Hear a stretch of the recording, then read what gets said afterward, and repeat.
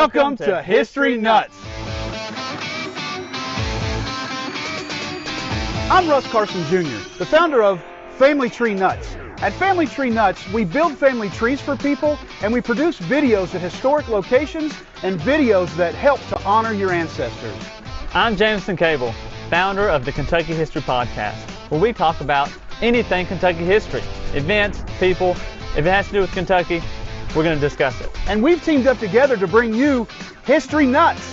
History Nuts is a live show where we talk about, you guessed it, history. Right. History seems to be less and less to people today, but we are trying to do everything we can to keep it alive. Absolutely. History is a passion of ours for sure, but it connects to you. Russ, tell us about the best part of the show. You can join in. You can comment and ask questions live. We've got a great topic today, and we know you're going to enjoy this episode of History Nuts.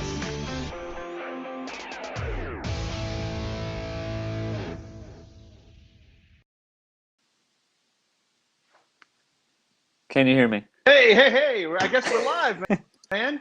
We're live. Woo! We made it. On? You're on the other side this time. What happened here? I shifted my desk.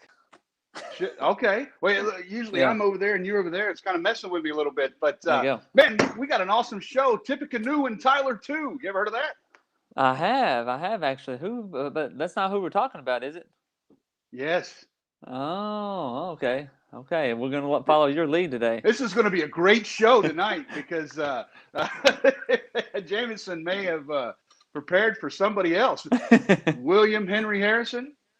I know who William Henry Harrison is. Yes, I think I've heard of that fella. Awesome, good deal. So, I guess you guys are back to work now. The kids back to school. Yes, partially, but yes, back to work. Okay, we're supposed to go back next week. Finally, they've been to school 2 days and 11 months, but so.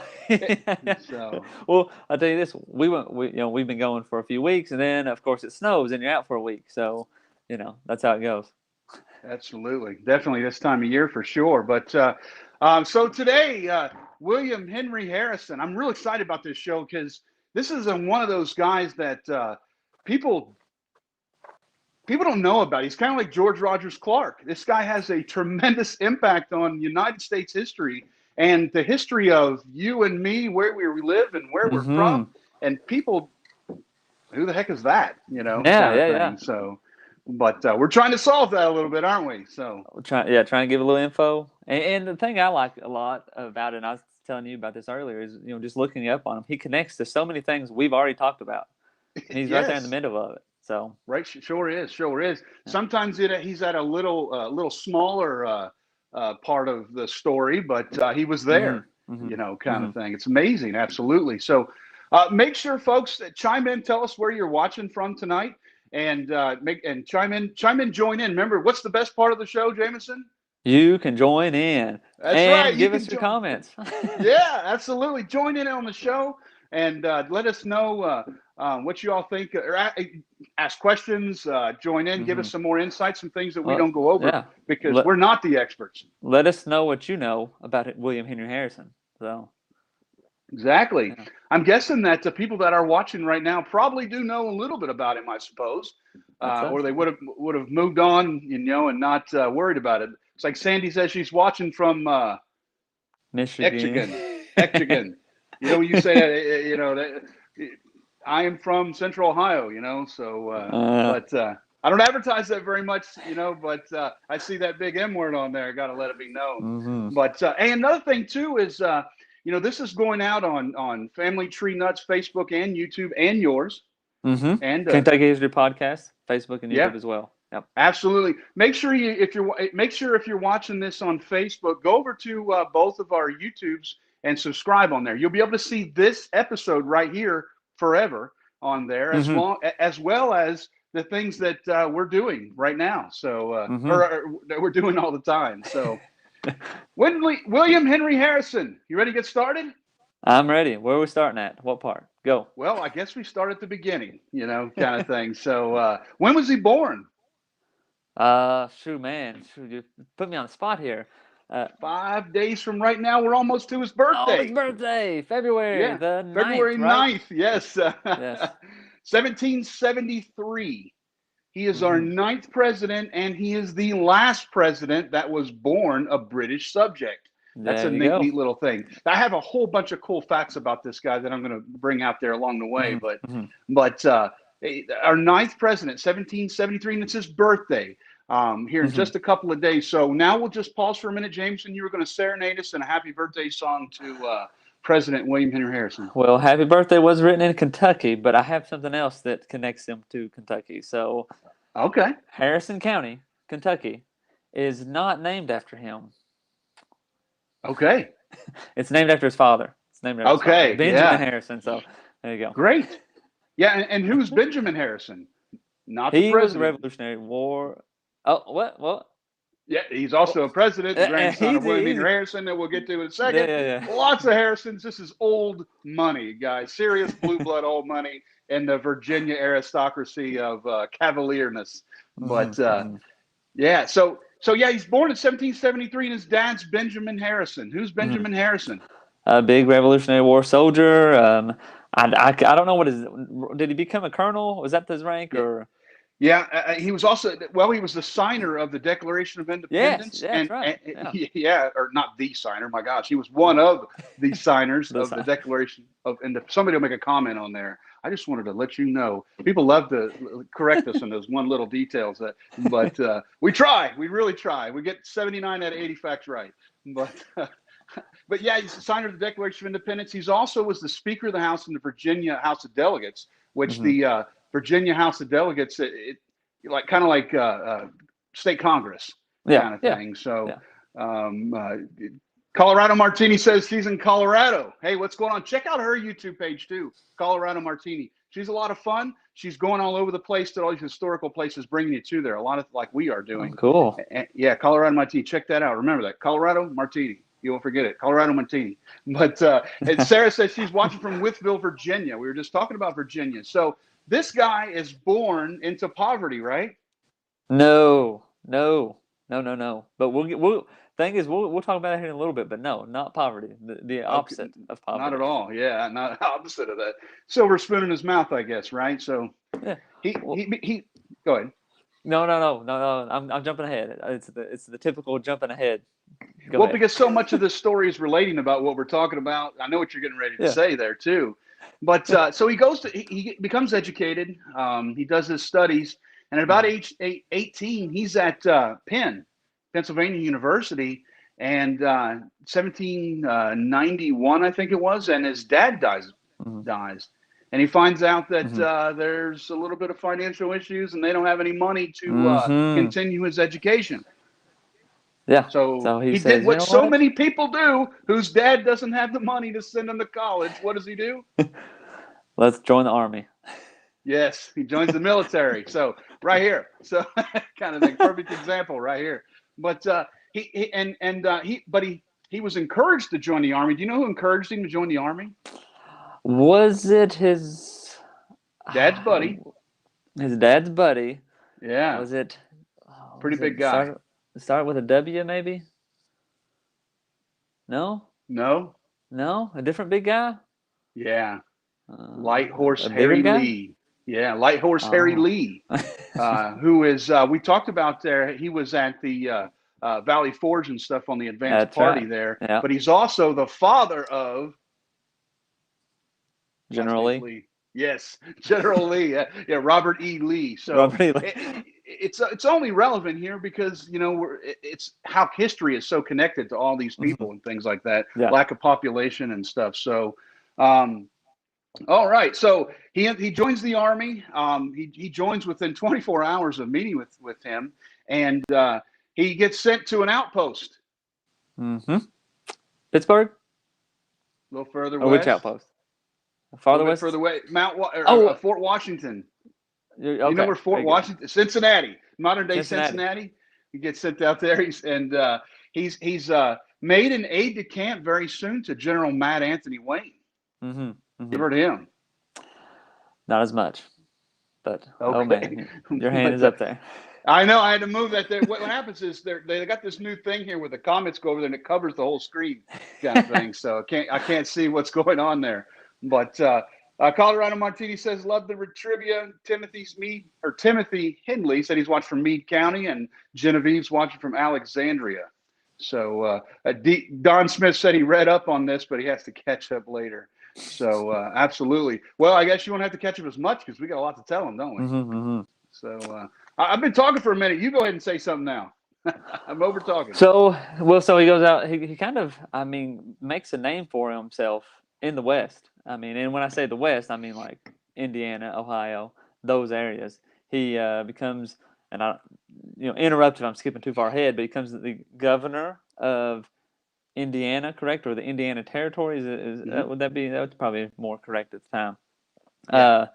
And he has a lot of battles and skirmishes with the Native Americans.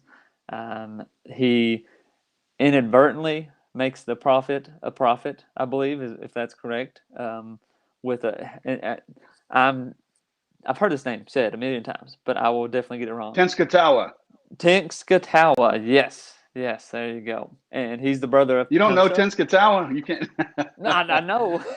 Yeah. But when I'm looking at it to read it, it's hard. Right, Shawnee, Tecumseh's brother. Yes, that's his brother. Mm-hmm. But anyway, we get into the big mix of Tecumseh and the confederations of the Native Americans all coming up to eventually push against the English settlers or the American settlers, and which leads us on to the Battle of Tippecanoe, the Battle of is it Thames, right, or is it Thames? Thames. It's okay. Like British. Thames. Yeah, Thames. Yeah, the big battle of the Thames. Yeah. Thames. British stuff, man. British don't make any sense whatsoever. So, but you ever watch any of their comedy shows? The Office. Yeah, I've seen the British Office. You know where I saw that the first time is in Iraq. Wow. I was in Iraq and watched the series of The Office. But we called them Haji videos. They were like you buy them from the little guy out in town, the little pirated stuff kind of thing. So $1.99 you get a whole season. But we are getting way off topic subject here. Before he meets with the prophet in Tenskwatawa, though, he's at the Battle of Fallen Timbers, where General Mad Anthony Wayne defeated the Confederation of Indian Tribes. And at the Treaty of Greenville, he was the witness to the signature of Mad Anthony Wayne there. So his name kind of is a side note of if he stopped right there, he would have been a person that would have been very important in history forever at that point. So, yeah, then he stays in the Army, gets out of the Army, I think, after 4 years, and he marries a gal, and her daddy loves him, doesn't he? No. Typical, not so much. He did not like his military, I guess, not association, involvement. He didn't like it that he was in the military. Well, he wondered how he's going. He basically says no. Daddy goes out of town. He was a judge, Judge Sims, who actually was a colonel in the Revolutionary War, and so they elope. While he's gone, he goes and elopes with his wife, and a couple weeks later, they're having a going away ceremony there at Fort Washington for General St. Clair, and Judge Sims basically in public stands up and says, "Hey, bud, how you going to support my daughter?" You know what? Do you know what he told him? I do not. What did he say? By my sword and my right arm is what he told him. I thought that was freaking awesome, man. That's how I'm going to take care of her, and he did. So everybody's like, "Yep, all right, that was a good line, man. You're good." So he gets in Dad's good graces and actually inherits a bunch of land from them. So which put him on his way. So helps out that wealth. Yeah, absolutely. Did your dad give you 100, or your father-in-law give you 160 acres? Nope. No land. No land. Gotcha. It's literally all that land's been gone by now, kind of thing. So, so he's a civilian. 1800. He uses his political connections. You know how it works out, man. You can get an appointment to Russia or something like that. You got some Hunter Biden stuff going on there, but some hookups along the way, and. So he gets an appointment out to the West, and they made him secretary of the Northwest Territory. Yes.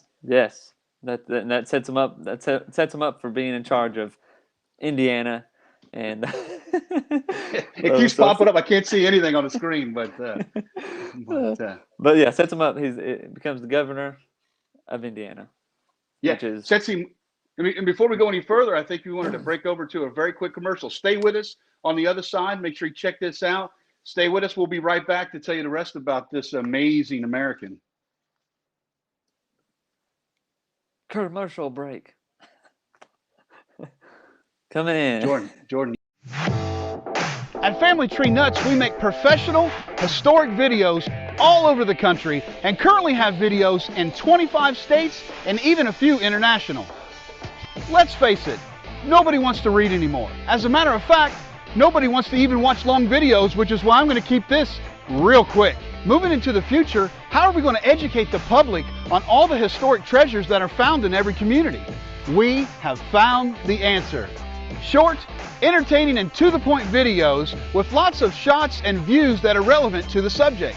These videos are shared on social media and are the fastest and least expensive way to educate the community on the history of your area. We have experience working with historical organizations as well as city or county tourism departments and Chamber of Commerce's to produce these videos for their use. Our clients are provided with copies of any video produced as well as online links to the videos that they can easily add to their websites. Let us document and produce videos of just a few or all the historic sites in your area. You will find our rates extremely affordable and well below the industry standard for media production. We are passionate about preserving and documenting as many historical sites as we can, and we would love to work with you. For more information, contact me directly at russ@familytreenuts.org or my personal phone at 859-314-1976. And remember, Family Tree Nuts, let our nuts find the nuts in your family tree.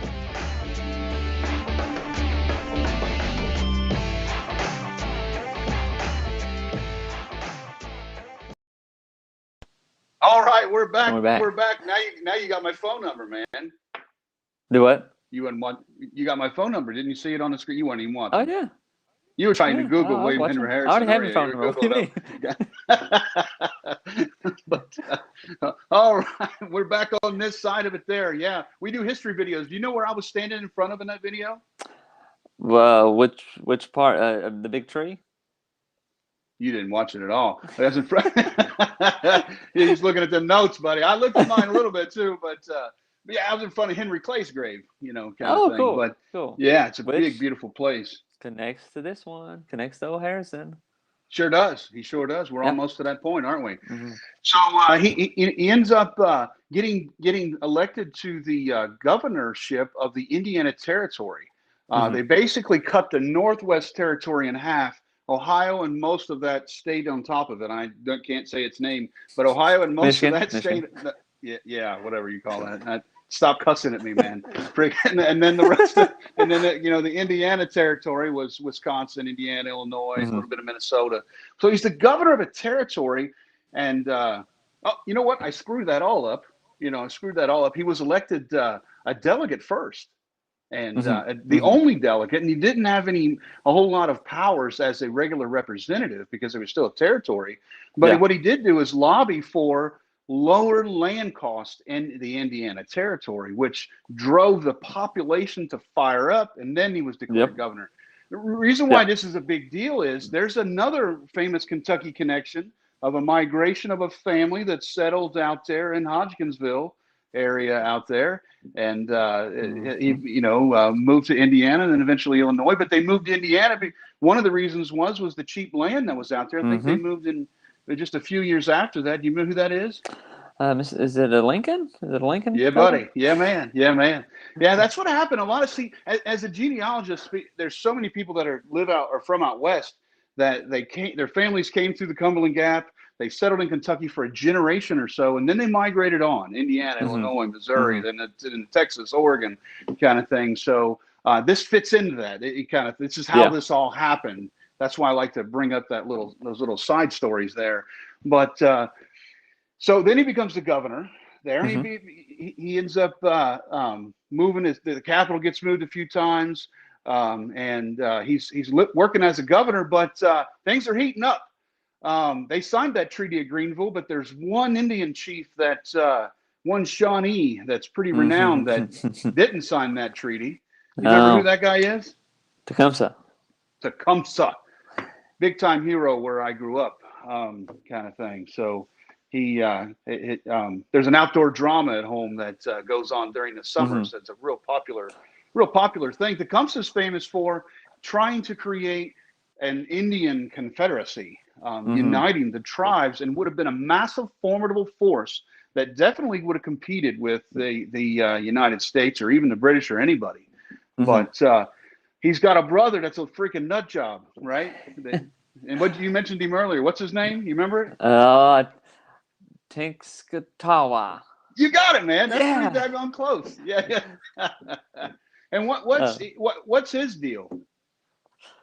so he's a prophet or a self-proclaimed prophet, and he predicts some things, and they actually come true.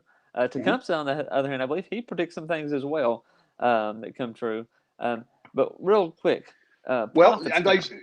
Oh, go ahead. Go ahead. No. some people say that Tecumseh was the one that was blessed with the gift of prophecy, and his brother was Yes. the weakling. You've seen The Lion King, Oh, you know, yeah, yeah. kind of thing. He was Yeah. Scar. Gotcha. Yes, it was Scar, and Tecumseh was Mufasa, Yeah. but not exact same story, but very But similar. yeah. Yeah.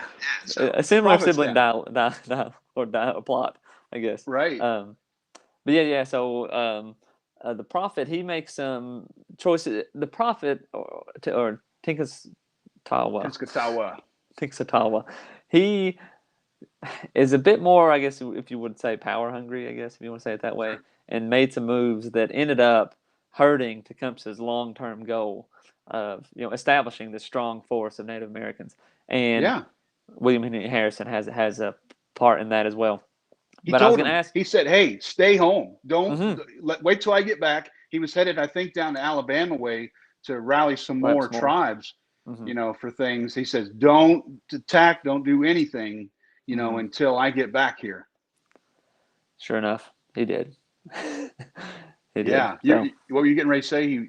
I was Before? going to say, I was going to ask you, how close were you? Prophetstown is in Ohio, correct? No, No, Indiana. it's Indiana. Okay, well, Yeah. never mind. Never mind. Yeah. Yeah, Tippecanoe there, yeah. yeah. Now the Battle of Fallen Timbers is in Mm-hmm. Toledo Mm-hmm. area there. So this is all. Yeah.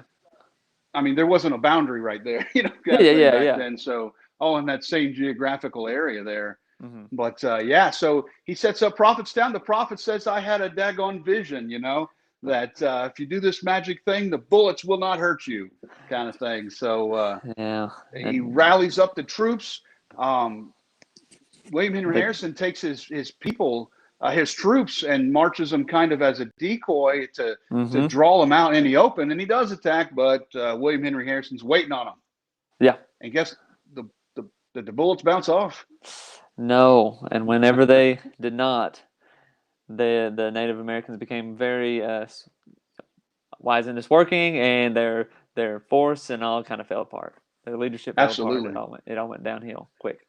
Yeah, they split. He gets on the next morning after the defeat. When Henry Harrison leads the American troops to well, actually, we're all over the place here. It's going along with your story, Spencer. The Yellow Yeah. Jackets Yeah. there. So Spire Spencer.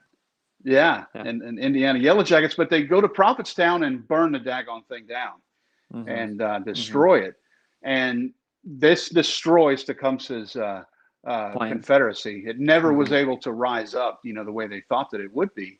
And that battle was at Tippecanoe, where Mm-hmm. the Tippecanoe River and the Wabash River come together there in Indiana. And it becomes a very popular phrase that we'll mention here in the beginning. We mentioned at the beginning of the show too, but Tecumseh wears him out, wears his brother out for his what he did there. And Tinskatawa, the prophet, then curses Mm-hmm. America and future presidents and things. So we'll talk about that here in a minute at the end here. But that's about that curse, Uh-huh. the curse of Curse. the prophet. pretty wild. Yeah, absolutely. So, the next year, we're launched into the War of 1812. Mm-hmm. Tecumseh, at this point in time, his alliance is shattered, and he joins the side of the British, Mm-hmm. for the War of 1812. And Yep. at the Battle of Thames, he's killed when Yep. William Henry Harrison was there. Also, I Mm-hmm. think William Henry Harrison is now a major general, Yep. and this is a big time, and stationed out of in Franklinton there, and which is modern day Columbus. But who is it that shot Tecumseh? Well, that's a bit debatable. A lot of people lay claim to it, um, Including, but including William Henry Harrison, eh, um, eh, William Whitley here in Kentucky yeah, as well. yeah, yeah, Um, William Whitley. who else? There's one more I know of, but I think I think of it right Yeah, off. But there's a few people who lay claim to killing Tecumseh. right. So thus ends the whole Native American uh, chances of Conflict. gaining that territory back at all for Mm-hmm. themselves, and the United Native American Front. It crushes it. William Henry Harrison's known for his great negotiating skills of treaties, Mm-hmm. and always on the sides of the whites, kind of thing. So Mm-hmm. he acquires a lot of land for the United States, and that's why he was used often. It's why he succeeded so much as a politician, because of his negotiating skills and things Yeah. for people. After the war, he moves up into Ohio, and he starts to become a politician. There you go. He gets his hands dirty. Yeah, yeah, big time. He's known to be like kind of a middle of the road kind of guy. Yeah. He's Yeah. known to, not be too conflicting along the way. I know in 1916 he gets elected to the U.S. House of Representatives for the state Mm-hmm. of Ohio, and 1924 the U.S. Senate, and well, the Western people kind of gave him a nickname. Do you know what nickname they gave him? You ever heard that? Uh, It's a really cool nickname. I think it is. I probably have, but I don't know which one maybe you're talking about. Buckeye. They called him Buckeye, named after the Oh trees gosh. that were all over the place up there, the strong hardwood. There's a lot of, I could give you a whole lot of, we can go down a rabbit hole with a whole lot of how these words came about. Where did the word Hoosier, Hawkeye, Jayhawks, where Uh-huh. did all them Uh-huh. words come from? There's a lot of stories about where the word Buckeye came from. Mm-hmm. Mm-hmm. But that's one of the nicknames that William Henry Harrison had, was Buckeye, which was a pretty Oh, cool name. Buckeye. We had a dog that was stupid as can be named Buckeye one time, but that's a whole nother story. I won't So, comment. but so in 1928, he becomes the ambassador to Colombia, and was Oh. down there to basically steer Simon Bolivar. That's a whole nother different story Mm-hmm. right there. That the country, Bolivia and things like that is Mm-hmm. named after. And their revolution that they had down there against the Spanish was very similar to the United States. And I only bring that up because William Henry Harrison had a little bit of impact on his Mm-hmm. rule. And then Andrew Jackson becomes president, and calls Mm-hmm. William Henry Harrison back and appoints his guy. So Yeah. what happens Yep. then? That would have been 1829. Well, then we're getting close to when he gets real into the old politics, and the Whig Party, fires up with it, which is Henry Clay is a part of as well. Yeah, Henry Clay is basically the founder of the absolutely. party. So he gets into that, and that's when things get really. He really gets into the politics, and um, they elect. Or is Martin Van Buren, right? Right. Yeah, yeah. The other party, is Hmm. his opponent. Yes. Yes, so he gets elected president in 36, I guess it would be, right? Yep. And then in 37, the Panic of 1837 happens, and in many ways, it's the first time people will start blaming the president for their financial woes, and Sure. uh, and that then they bring up William Henry Harrison to be the Whig candidate for president. Yeah, yeah. And this election campaign of 1840 is daggone huge for a lot of Mm-hmm. reasons. You know, the Whigs actually put up four candidates. You know how today we got, you know, 1 and 1. They put up Yeah. four people to try to take the votes away from Van Buren, just to Mm-hmm. make sure that he would not get back in there. His opponents were calling him Van Ruin kind of thing, Van Ruin, Van Buren kind of thing.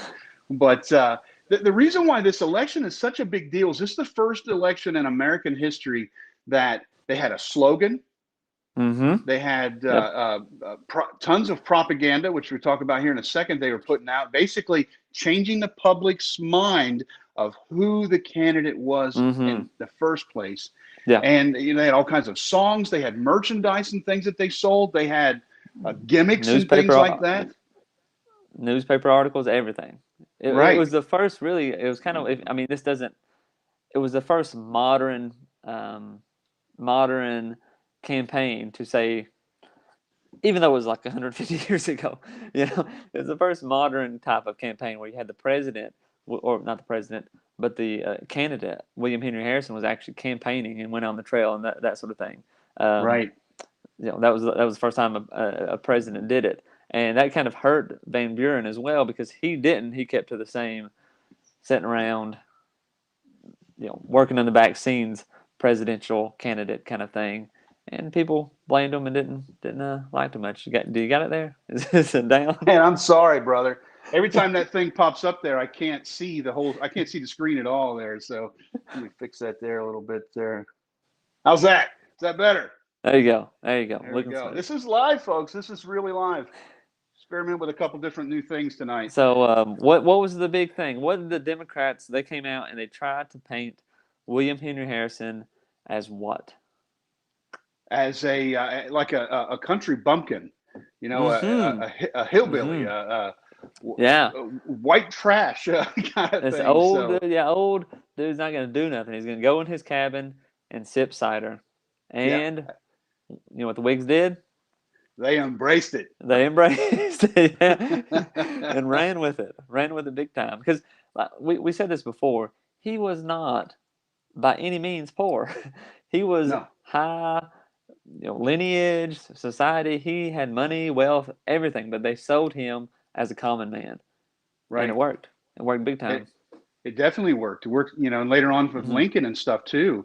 So that's what we talk about the propaganda, is they fed the public that this guy was just, hey, he's one of you.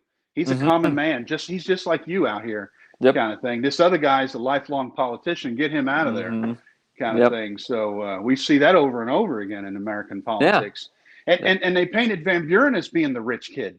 Yeah. And his dad was an innkeeper, you know, kind of thing, you know. So you know, and that's where they came up with the slogan "Tippecanoe and Tyler too."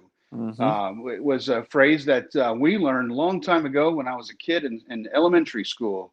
They even sung that song, I think, in music class. They had a whole slogan there, a jargon there. See, that's why we're here tonight, because of them. That song we sung back there in elementary school. I did not sing. I don't remember that song in elementary school. They must have cut it out of the curriculum 15 years later.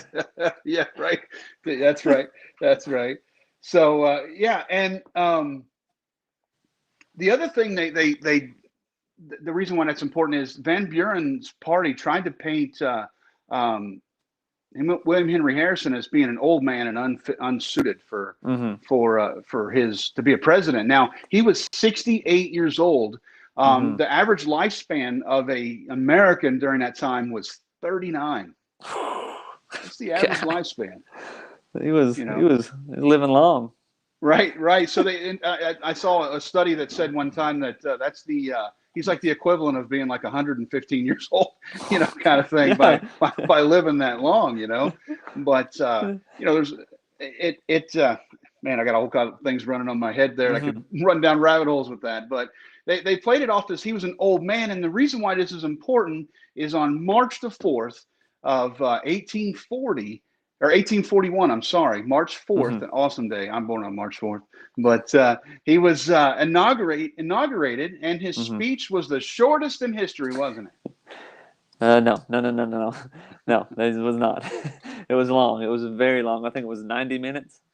Yeah, you're close to 2 hours there. I don't know what the word count was, but it was like I got 4,000 or something like that. Yeah, 4 or 5,000, and well, that's one thing, but it was pouring rain, man.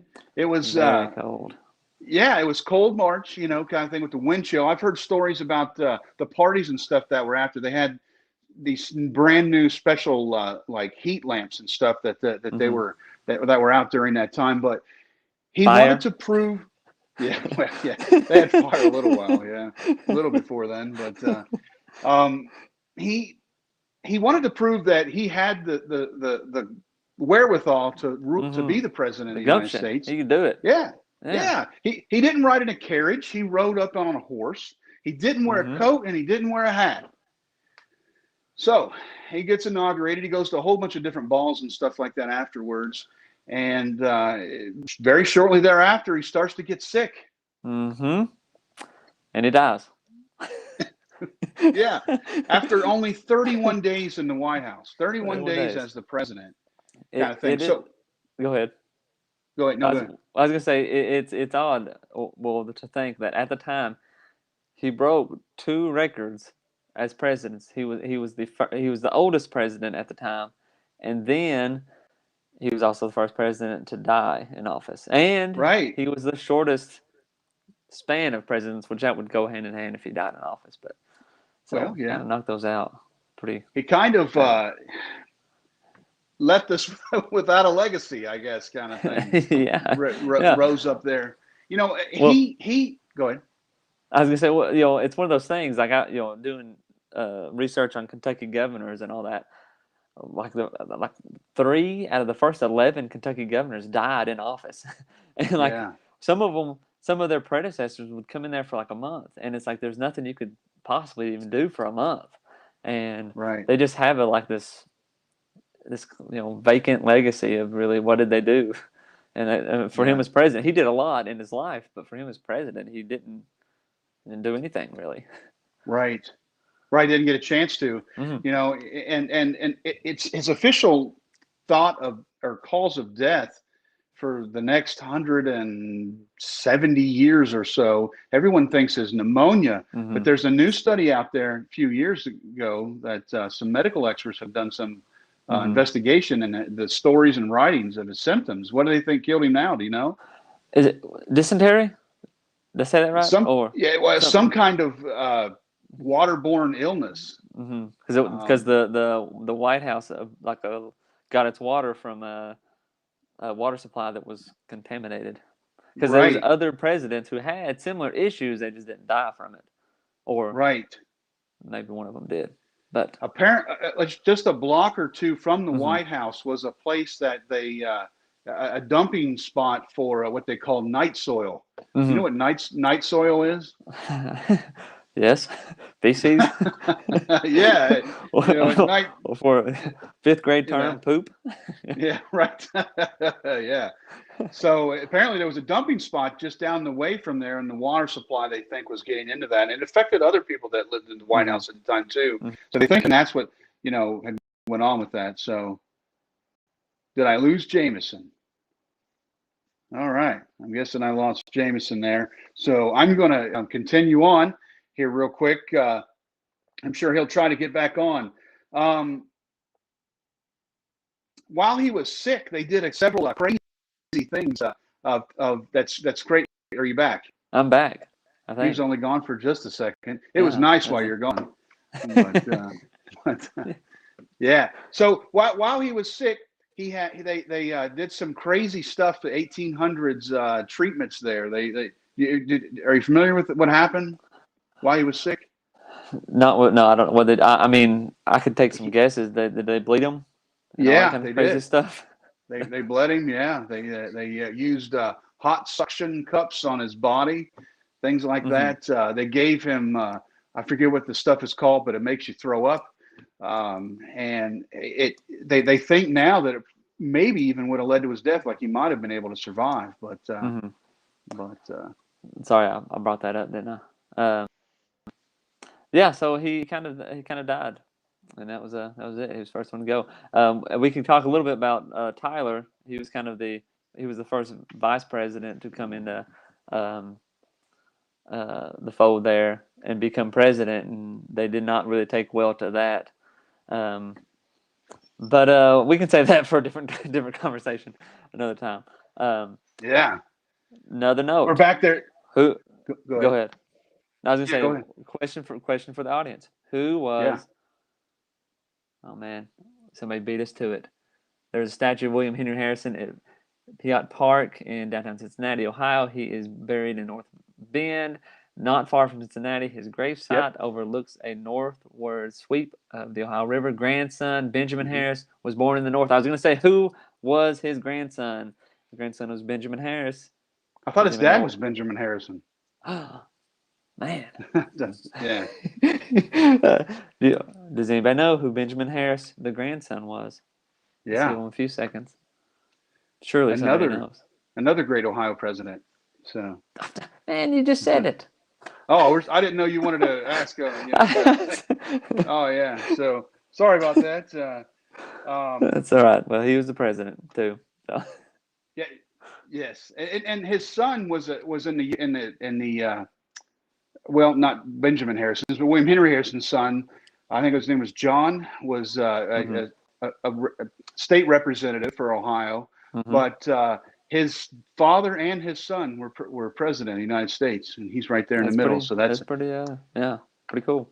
Pretty interesting. You mentioned earlier that he was the oldest president that was elected president at age 68 until, do you know who beat him? I know who it is now. Would be the current president is the oldest one, but I don't know who did somebody else beat him? Yeah, Ronnie Reagan. Reagan was 69. Oh, okay. And yeah, and then Trump beat him. He was 70 when he was elected president. Yeah, so.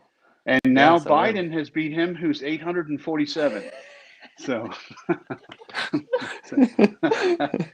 I didn't say anything good or bad about him. I just said we all know that. Either way, we were going to have an old guy. That for sure, no doubt. His wife. I'm just giving you some other little quick interesting facts. His wife was the only first lady to never move into the White House since the White House was built. Yeah, but that kind of has some darker undertones. She was at home packing. Yeah. And the last thing I got is I'm gonna refer back to Prophet's curse, kind of thing. The Tenskwatawa, he cursed, the American government and William Henry Harrison. And the curse is that every president that was elected on the 20s with a zero in it, and would die. Wow. And it went on for a long time. Wow. So William Henry Harrison was elected in 1840, and obviously he died there in office. The next one would have been 1860. There was a famous guy elected in 1860 who was Abraham Lincoln. Killed in office. Oh, Abraham Lincoln, yes, killed in office. Assassinated. And then in 1880, James A. Garfield was elected, and he was assassinated. And then in 1900 was William McKinley, and he was assassinated, And then in 1920 was Warren G. Harding, and he actually got sick real quick and died in office. Yeah. In 1840 was FDR, who in 1945 got sick, and I think in 1945 and died in office. Yep. 1960, John F. Kennedy was elected, and he was assassanated. Holy cow! And in 1980, the great Ronald Reagan was elected, and he did not die. He broke shot, the but curse. He did not die, right? Yeah, I think he did get shot, but he didn't die. He almost came through again. And maybe that's what broke that curse of Prophet's curse. And next was Bush, and he made it okay. And next one is President Biden. So we'll happen to see what happened. The curse, hoping nothing happens to our president, but he is 847, so you never know. But, one last thing I had to bring up about William Henry Harrison. On the campaign, they gave all his supporters glasses of water, right? Oh yeah, good water. Good water. Good booze, and that one of his supporters, or supposedly one of these people who supported him, or one of the taverns they were at, was giving out the booze, and his last name was Booze, and that's the way where the term booze came from. Really? I think that is correct. Okay. But, yeah. But anyway, I he hadn't gave heard out a that lot of one. liquor, a lot of booze. If you supported old Harrison. Now, I just want to go on record that you're the one that brought that up. You remember those series of shows where we did hookers and booze along the way there, and everything we did was that. So I wanted to go on record that was you that decided that, since you brought that up. So. Well, just making the connection. Yeah, right. Absolutely. That's pretty cool. That's pretty cool. So anything else you want to say before we take off tonight? We got some good stuff at the old Kentucky History Podcast. Got some new episodes coming out. Me and Mr. Pope are recording soon, and got some more videos coming up. Got some big Kentucky topics that we're going to talk about, and we'll talk about them on here too at some point. But okay, I'm going down some rabbit holes, and it's not anything about William Goebel. So okay, yeah. Yeah, that your family assassinated. But no. That's undisclosed. That's undisclosed. Hey, statute of limitations are good, man. It's been 121 years. Yeah. So, but yeah, and we're doing all kinds of stuff at Family Tree Nuts. I don't know if you saw Mary Grace was at Jimi Hendrix's grave. She's planning on Monday. She's going to be at the graveside of Bruce Lee, kind of thing. So Mary Grace is out there in Washington. So. We've got some new team members. You're going to see us have a few live shows. We got some new team members from Family Tree Nuts. We are, without a doubt, in 2 different ways going international. So I'm real excited about that. Cool. Yeah, we're going to be having some videos from other countries with some other nuts coming out there. Another nut. But there you go. Yeah. And I'll just say this right before we go. I think people get tired of hearing this stuff, but go to our YouTube pages, please, and subscribe there. We're real close there. We're right before we got on. We're at 950. We're real close to hitting that 1,000 there.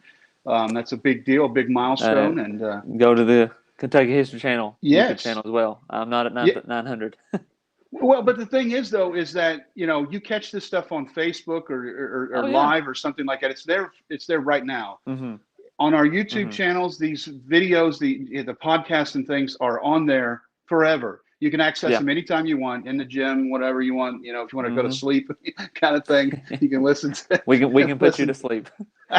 Yeah, absolutely. So don't forget to check that. It's good, and that's free, guys. That's free to subscribe on that. So make sure you check that out. So who we got next week, Jameson? Oh, I think we can go to another president. And the theme here is presidents because it's February, President's Day, So and a lot of presidents have birthdays in February as well. So we got coming down the chute. We got Lincoln and Washington. So come prepared to talk about them. We want to know what you know about Lincoln and Washington.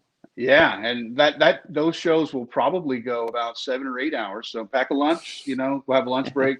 But no, we'll keep them short, and we'll keep just some highlights and things. And the last weekend of the month, we've got I guess we won't mention that, but the last Thursday of the month, it definitely has a presidential theme. But we'll talk about that later. So anything else, buddy? Look at us getting prepared. Yes, sir. Absolutely. We've got some guests coming along the way too. But all right, I guess we'll sign off for now. And hey, guys, you done? I'm done. Yep. Okay, man. Check us out. And hey, remember, Family Tree Nuts. Let our nuts find the nuts in your family tree.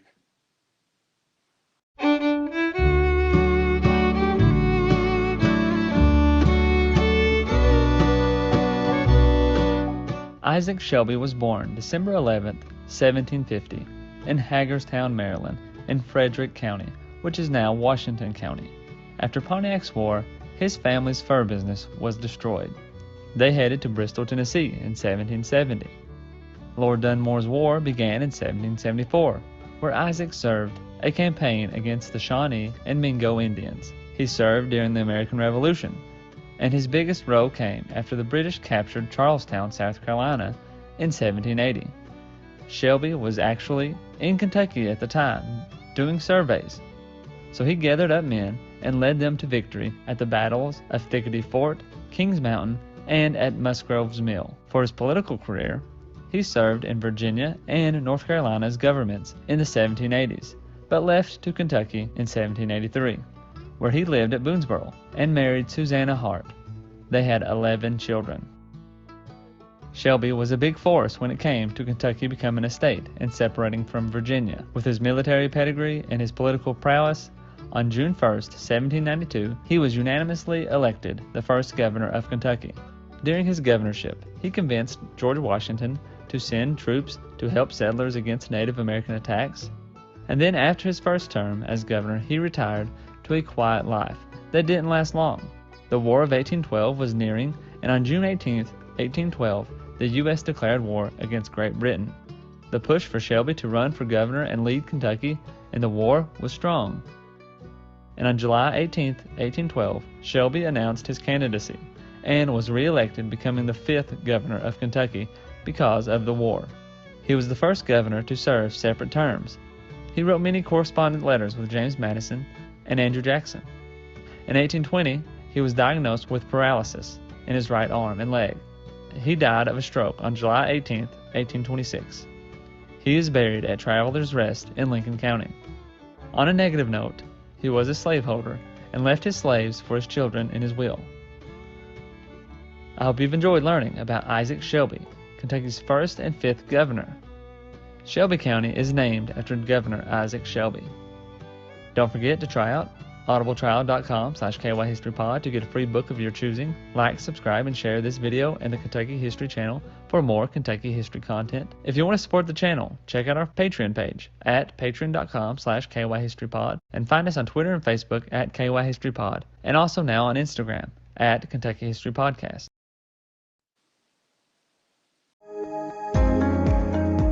What impact did your ancestors have on your country, on your state, on your county, and your community? Do you descend from money, poverty, outlaws, business folks, farmers, or just regular people? Do you have an ancestor that fought for American independence? Did an ancestor raise a rifle for the War of 1812? Did they wear blue or did they wear gray? What did your ancestors look like 100, 150 years ago? What amazing females are in your line, and what impact did they have on their families and their communities? Have your people been in America for almost 400 years? Or are they just a few generations from off the boat? What countries did your ancestors immigrate from? These are questions that almost everyone has, but so few have the answers. As genealogists, we hear almost on a daily basis that I would love to know about my ancestors, but I don't know how to find out. I don't have the time to find out. Or I don't want to pay for those expensive membership fees. We can do it for you. Family Tree Nuts specialize in making family trees for our clients. We have packages big and small to meet most needs and budgets. We can chase one line or multiple lines of your family tree, a few generations, or sometimes hundreds of years. We provide you with detailed, professionally written reports that will be a family treasure forever. Our national team of genealogists have the experience and the networks to make the discoveries that you have always wondered about. Your ancestors are calling out, waiting for you to rediscover them and their stories. Let us help you make it happen.